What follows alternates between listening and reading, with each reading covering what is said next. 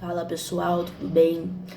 Galera, nesse vídeo aqui eu quero falar com vocês a respeito sobre vícios que você pode ter aí na hora de desenhar e não deve estar percebendo, e por isso que às vezes você não consegue evoluir por conta de alguns detalhes, tá?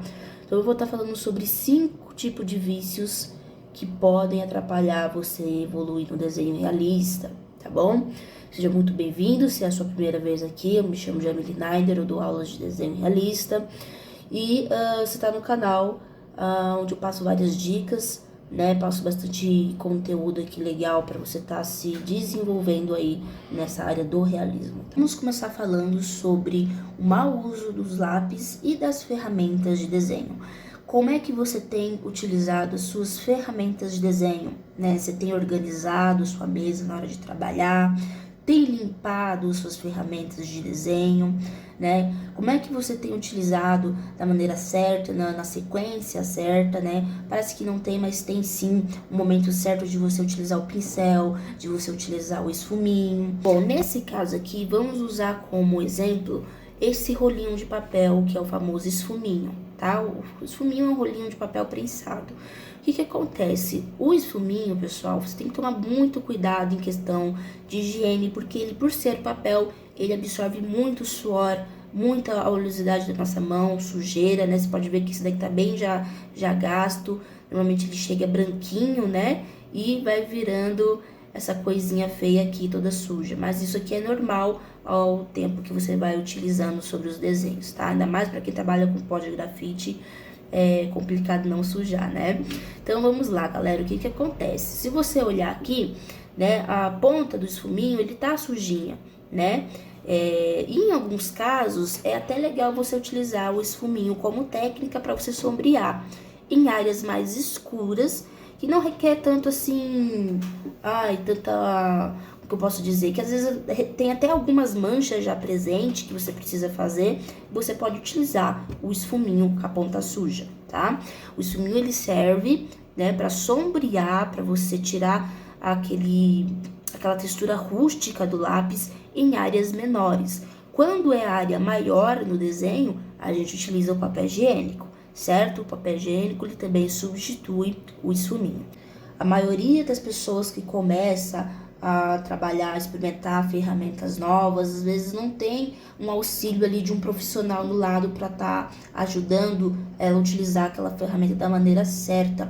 E aí, no meio desse caminho, você acaba adquirindo um vício que você não percebe, que você vai fazer em todos os seus desenhos, porque primeira vez que você pegou, você pensou, não, é desse jeito aqui, e você vai fazendo, e não percebe que tá fazendo e tá achando que tá fazendo certo, né?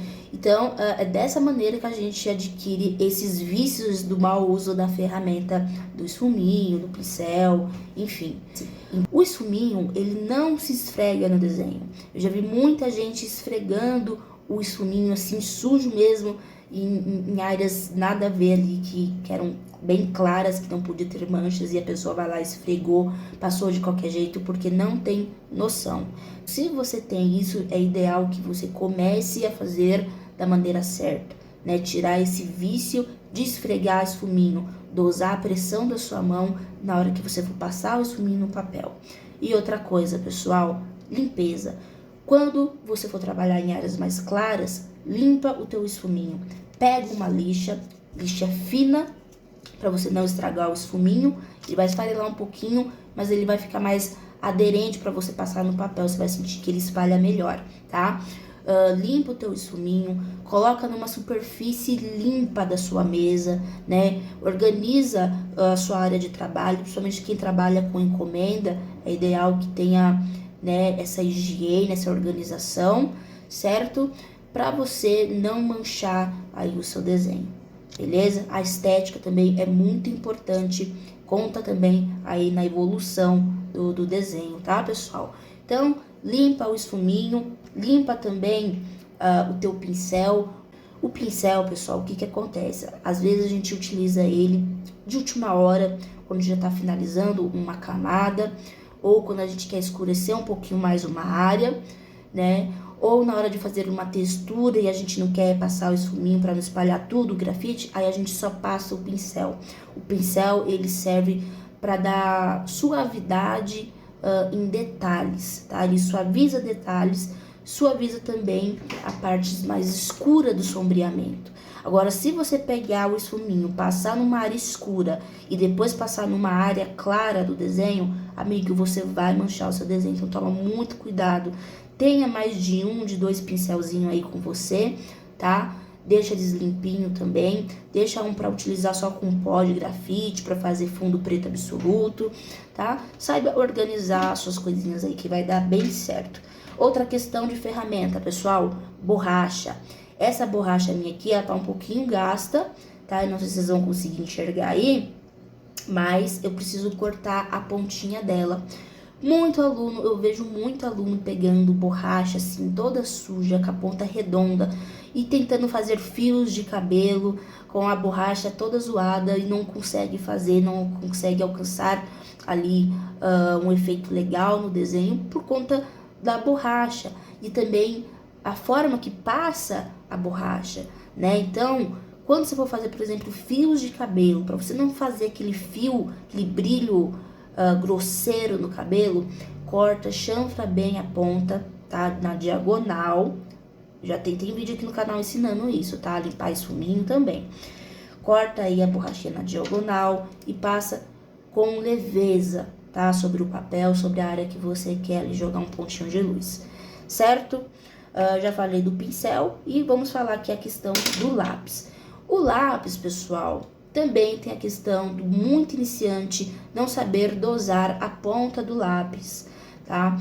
Eu vejo que tem pessoas aí que trabalham, que gostam de trabalhar com a ponta do lápis muito grande, né? Aquela ponta bem descascada, bem fina mesmo.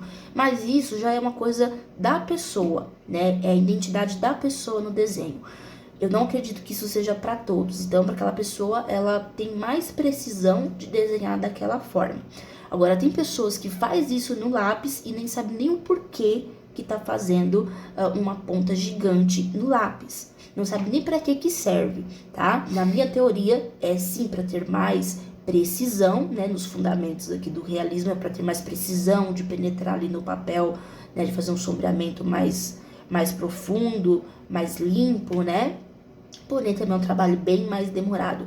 Eu já não gosto, né, no meu particular, eu já não gosto de utilizar a ponta assim, porque eu acho que tem que ter muita paciência e eu já me adaptei ao meu modo de ponta de lápis.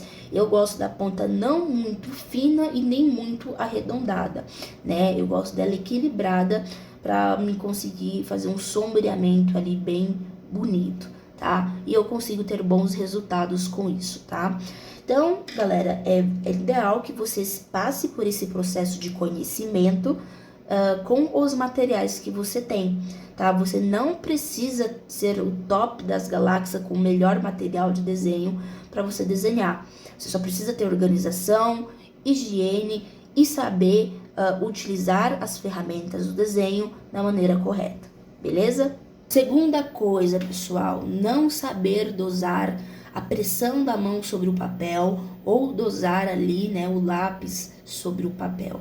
Tem gente que tem, às vezes, um sombreamento muito carregado e às vezes acaba queimando o desenho, fica com aquele desenho manchadão, né, com aquelas manchas intensas e às vezes a pessoa não se policia porque já tem esse vício de pesar a mão mesmo, de mão pesada.